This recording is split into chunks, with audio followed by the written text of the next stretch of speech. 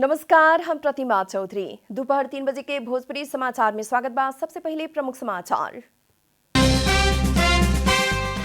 प्रतिनिधि सभा के बैठक में प्रधान न्यायाधीश सुरेंद्र शमशेर जबरा विरुद्ध के महाभियोग प्रस्ताव पेश। अब बैठक चैत 2 गते बैठी। नेपाली कांग्रेस के स्थानीय तह के चुनाव लक्षित 1 महीना के अभियान आज से शुरू। अभियान चैत 29 गते तक चली। हिमालय अध्यक्ष सोनी द्वारा दायर रीट में आज सुनवाई हो रहा। ईश्वर खतिवड़ा और कुमार चुड़ाल के इजलास में सुनवाई। सऊदी अरेबिया में दिहल गई एक दिन 81 जने पुरुष के मृत्युदंड। निष्पक्ष न्यायिक अधिकार प्राप्त न कैल अधिकारवादी संस्था के ठहर। और महिला क्रिकेट विश्व कप अंतर्गत ऑस्ट्रेलिया के लगातार तेसर का जीत। 9 अंक से तालिका के शीर्ष स्थान में।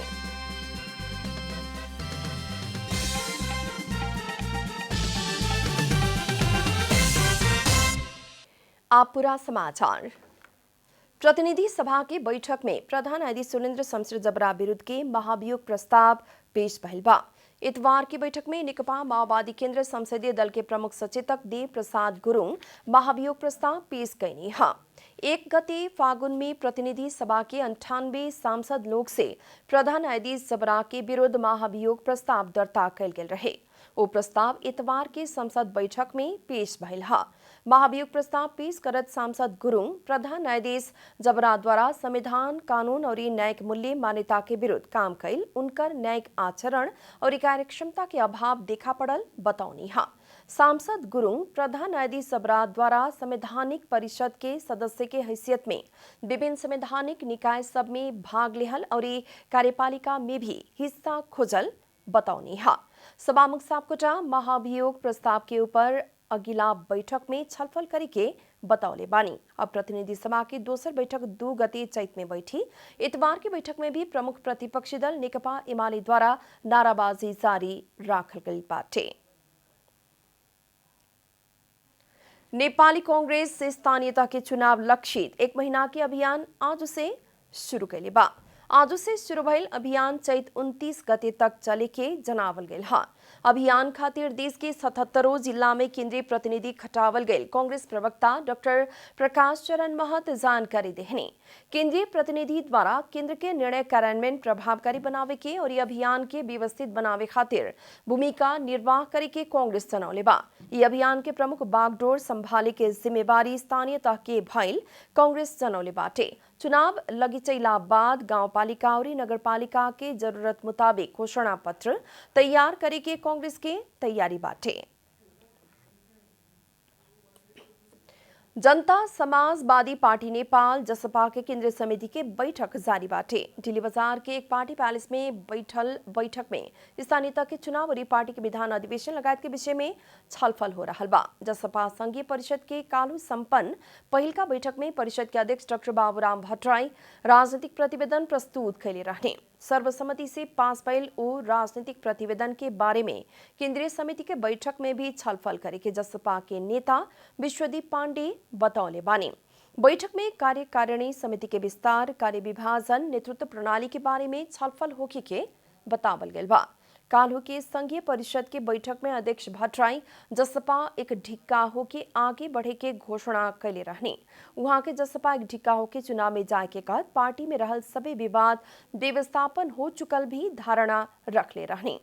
पार्टी में कार्यकारी अध्यक्ष के विषय के जसपा के अध्यक्ष उपेंद्र यादव और अध्यक्ष भट्टराई के बीच आंतरिक द्वंद्व चलत रहे। पार्टी विभाजन होके की अवस्था के परिषद तथा केंद्रीय समिति के बैठक द्वारा समाधान करे के नेता सब बतौले बानी। बागमती प्रदेश सभा के बैठक अभी तक शुरू नहीं हो सकल। इतवार के दोपहर 1 बजे खातिर आह्वान कल गेल बैठक अभी तक नहीं बैठ सकल। प्रमुख प्रतिपक्षी दल नेकपा एमाले के अवरोध के कारण बीतल पुस 8 गते स्थगित भइल प्रदेश सभा के बैठक करीब 3 महीना के बाद आज बैठके तय भइल रहे। इससे पहले सदन संचालन खातिर सभामुख सानु कुमार श्रेष्ठ के पहल में फागुन 4 गते सर्वदलीय बैठक बैठके फागुन 16 गते खातिर बैठक आह्वान कैला पर भी बैठक नहीं बैठ सकल। प्रदेश सभा सचिवालय द्वारा फागुन 14 गते ही एक सूचना जारी करके विशेष कारण दिखावत बैठक स्थगित कैल गेल रहे। प्रदेश सभा बैठक पहले दोपहर 11 बजे कार्य व्यवस्था परामर्श समिति के बैठक बैठल रहे। बैठक आज सदन में पेश होने वाला कार्यसूची तय कैल प्रदेश सभा सचिवालय के सचिव कृष्णहरि खड़का जानकारी देने। भोजपुरी समाचार में आप छोड़ विश्राम।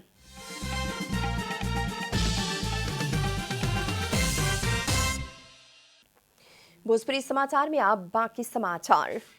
नेकपा एकीकृत समाजवादी पार्टी खारिजी 14 सांसद के कल गेल कार्यवाही सदर सहित के मांग करके दायर रिट में आज सर्वोच्च अदालत में सुनवाई हो रहा बा।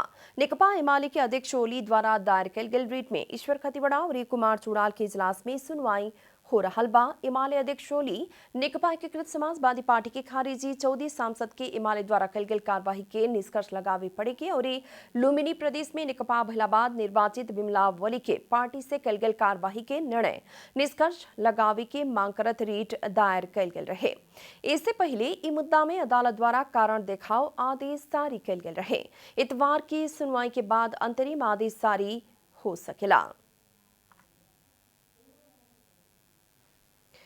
लिखित परीक्षा में उत्तीर्ण भइल नायब सूबा के उम्मीदवार सबसे लोक सेवा आयोग में धरना देहल गइल बाटे। नायब सूबा के उम्मीदवार सबसे इतवार के लोक सेवा आयोग के केंद्रीय कार्यालय में पहुंच के अंतर्वार्ता की मांग करत धरना दिहल गइल ह। बीतल भादो में लिखित परीक्षा के नतीजा प्रकाशित भइला पर भी अभी तक अंतर्वार्ता न भइला से अपने सबके भविष्य दुविधा में पड़ल कहत उम्मीदवार सबसे आयोग के ध्यानाकर्षण करावल गेल हा। परीक्षा में उत्तीर्ण होके भी अंतर्वार्ता ना भइला से 4-5 से नायब सूबा के भविष्य दुविधा में पड़ल जनावल गेल बा। अदालत में मुद्दा पड़ला बाद बीतल भादो से नायब सूबा के अंतर्वार्ता रोकल गेल रहे। रुकल अंतर्वार्ता और परीक्षा सब यथाशीघ्र संचालन करेला आदेश अइला पर भी आयोग से काम आगे ना बढ़ावल उ लोग के आरोप बाटे।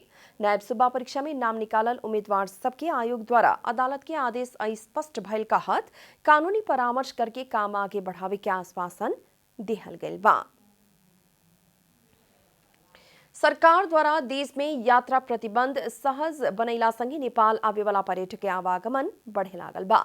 अध्यागमन विभाग के तथ्यांक मुताबिक सन 2022 के फरवरी में ही 19,776 विदेशी पर्यटक नेपाल आयल बड़न सन, जौन पिछला साल के वही महीना के तुलना में 116% से बेसी है। नेपाल द्वारा प्राप्त होने वाला आमदनी भी दोबर से बढ़ल बा। नेपाल माघ तक 11 अरब 35 करोड़ रुपया आर्जन कल गेल बा। ये आमदनी पिछला बरस के माघ की तुलना में करीब 3 गुना से बेसी है। बीतल माघ में 3 अरब 88 करोड़ रुपया ही आर्जन भइल रहे। आर्थिक वर्ष 2077-78 भर के पर्यटन आय केवल 7 अरब 26 करोड़ रुपया रहे। देश की अवस्था सामान्य बनते गैला से पर्यटकीय गतिविधि भी बढ़े लागल बाटे। पर्यटक संख्या में आयल सुधार से तत्काल ही व्यापक लाभ ना भइला पर भी भविष्य में पर्यटन क्षेत्र में सुधार हो रहल बा कहे वाला संदेश देहल नेपाल पर्यटन बोर्ड के पूर्व कार्यकारी प्रमुख दीपक राज जोशी जानकारी देहनी। चीन तरफ से अभी तक यात्रा सहज ना भइला से पूर्ण रूप में पर्यटन क्षेत्र में सुधार आवेला समय लागे के पूर्व कार्यकारी प्रमुख जोशी के कहना बा। हालांकि आगामी सीजन में सामान्य अवस्था में पुग सके के आकलन पर्यटन व्यवसाय के बाटे। अब आर्थिक समाचार। बैंक सब के पिछला एक सप्ताह में निक्षेप में निमन सुधार देखल गइल बा। जितना कर्जा लगानी भइल बा उससे दोबर निक्षेप वृद्धि भइल बा। फागुन 13 गते तक बैंक सब में 43 खरब 13 अरब रुपया निक्षेप रहे। फागुन 20 गते तक 43 खरब 24 अरब रुपया निक्षेप देखल गइल बा। अर्थात एक सप्ताह में ही 11 अरब रुपया से निक्षेप बढ़ गइल बा। उन्हें कर्जा लगानी बहुते बढ़ल बा नइखे बढ़ल, माफ कइल जाओ, एकरा फिर से सुनी। कर्जा लगानी बहुते नइखे बढ़ल, जितना निक्षेप थपाइल ओकर आधा से कम मात्रे कर्जा लगानी भइल बा। 13 फागुन तक बैंक सब में 41 खरब 65 अरब रुपया बैंक सब के कर्जा लगानी भइल रहे। एक हफ्ता के अवधि में 5 अरब रुपया बढ़ के 20 फागुन में कर्जा 41 खरब 70 अरब रुपया पुगल बाटे। भोजपुरी समाचार में फिर छोट विश्राम।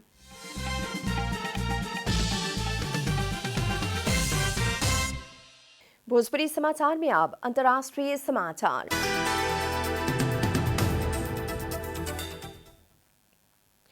सऊदी अरेबिया में एक दिन 81 जने पुरुष के मृत्यु दंड देहल सरकारी अधिकारी सब बतौले बड़न। पिछला साल के तुलना में एक बरस एक दिन बहुते व्यक्ति के मृत्यु दंड देहल गए। हाँ, पिछला साल सऊदी अरेबिया में 69 जने के मृत्यु दंड देहल गए रहे। शनिचर के मृत्यु दंड देहे वाला में 7 यमनी और एक सीरियाली बाड़न सन। उ लोगों पर आतंकवाद सहित के अभियोग लागल सरकारी समाचार संस्था SPA जनौले बाटे। मृत्युदंड देहल मध्य कुछ के इस्लामिक स्टेट, IS, अलकायदा और हुथी विद्रोही के साथ जुड़ल आरोप भी रहे। मृत्युदंड मिलल लोग के निष्पक्ष न्यायिक अधिकार प्राप्त ना कैल हो सके के अधिकारवादी संस्था सबसे बतावल गल बा, लेकिन सऊदी सरकार वो आरोप अस्वीकार करत आ रहल बा। 13 न्यायाधीश के बेंच से 3 तह के न्यायिक प्रक्रिया के बाद फैसला कैल SPA जनौले बाटे। आप खेलकूद समाचार। ICC महिला क्रिकेट विश्व कप अंतर्गत ऑस्ट्रेलिया द्वारा लगातार तीसर का जीत दर्ता कल गेल बा। वेलिंगटन में इतवार के भयल खेल में आयोजक न्यूजीलैंड के 141 रन से हरावत ऑस्ट्रेलिया तीसर का जीत हासिल कैलक हा। जीत खातिर 270 रन के लक्ष्य पीछा करल न्यूजीलैंड 30.2 ओवर में 128 रन में ही सीमित भयल रहे। न्यूजीलैंड खातिर एमी सेटरथवेट सर्वाधिक 44 रन जोड़लन। ऑस्ट्रेलिया खातिर डार्सिया ब्राउन सर्वाधिक 3 विकेट हासिल कैलन। इससे पहले टॉस हार के पहले बैटिंग कैल ऑस्ट्रेलिया निर्धारित 50 ओवर में 8 विकेट गंवा के 269 रन जोड़ले रहलन। ऑस्ट्रेलिया खातिर एलिसी पेरी सर्वाधिक 68 रन के योगदान कैली हा। टाहलिया माइक्राथ 57 तथा स्लेग गार्डनर अभिजीत 48 रन जोड़ली। न्यूजीलैंड खातिर ली टाहू सर्वाधिक 3 विकेट हासिल कैली हा। 3 खेल जीतल ऑस्ट्रेलिया 9 अंक सही तालिका के शीर्ष स्थान में बाटे तो उन्हें न्यूजीलैंड 4 मध्य 2 खेल में जीत और 2 खेल में हारत 4 अंक जोड़ले बाटे। अंत में प्रमुख समाचार फिर एक बेर। प्रतिनिधि सभा की बैठक में प्रधान न्यायाधीश सुरेंद्र शमशेर जबरा विरुद्ध के महाभियोग प्रस्ताव पेश। अब बैठक चैत 2 गते बैठी। नेपाली कांग्रेस के स्थानीय तह के चुनाव लक्षित 1 महीना के अभियान आज से शुरू। अभियान चैत 29 गते तक चली। हिमालय अध्यक्ष ओली द्वारा दायर रिट में आज सुनवाई हो रहा। ईश्वर खतिवड़ा और कुमार चुड़ाल के इजलास में सुनवाई। सऊदी अरेबिया में दिहल गई एक दिन 81 जने पुरुष के मृत्युदंड। निष्पक्ष न्यायिक अधिकार प्राप्त न कैल अधिकारवादी संस्था सबके ठहर। और महिला क्रिकेट विश्व कप अंतर्गत ऑस्ट्रेलिया का लगातार तीसर का जीत 9 अंक सहित तालिका के शीर्ष स्थान में।